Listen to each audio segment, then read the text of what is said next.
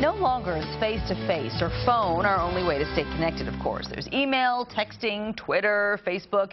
If you aren't careful, it could all throw off the daily balance of your family life. Here with some helpful guidelines for helping your kids navigate the slippery slope of social media is Kim Jacobs, the host of Daily Balance. Hello, Kim. Hello, how are you all? Oh, we're doing terrific. Boy, it is just all of a sudden growing faster and faster and faster, this social media. You say create your own profile and become a friend. You better believe it, because your teenagers, especially teenagers, according to the Pew Research Center study, it showed that 72% of teenagers are actually on the social media sites. So that's very important that you know firsthand what your children are being a part of. So be a friend and let them know, if you don't befriend me, we need to cancel the site.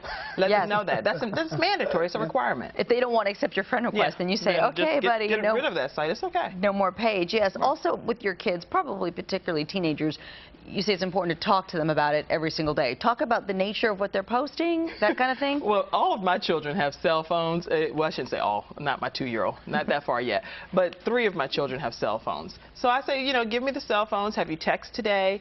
Who did you text? What did you talk about? Did you chat with anyone? I want to have a discussion about it, because I want them to know, and I do tell them this, I have an open dialogue about the fact that if something happens to you in life, it's important for you to know that I'm ultimately responsible, and I'm your mom or your dad, and we need to know at all times what's happening with our family.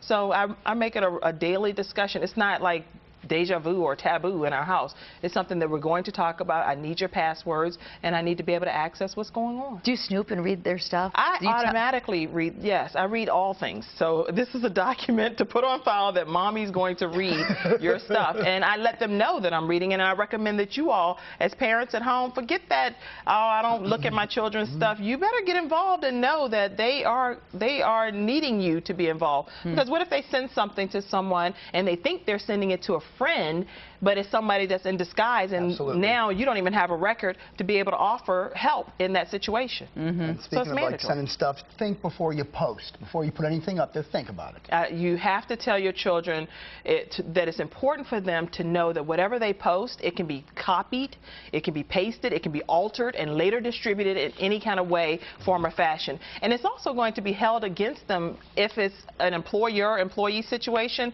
Say if your employer is looking to be able to determine if you're really the person you say you are, and they go and check your Facebook site, and lo and behold, you've been on there cursing and saying all types of things. Well, now it paints a different picture of who you really are. So I think that they need to be aware of that, educate them. Another thing you say, Kim, use your parental rights.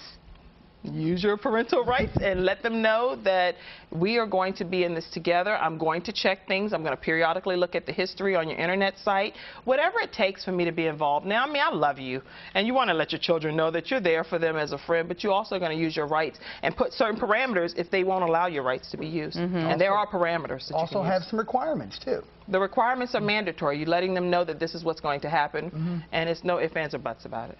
You also say there's a positive side to all this. I know we're harping on a lot of the negativity about Facebook and those kinds of things, but there is a positive side, you say. There is, and the good part is you're giving your children an outlet, the opportunity to be able to communicate with their peers, and this is the way that they actually communicate. I mean, studies also show over 3,000 text messages are sent by children, but 1 in 3 children send over 3,000 text messages a month.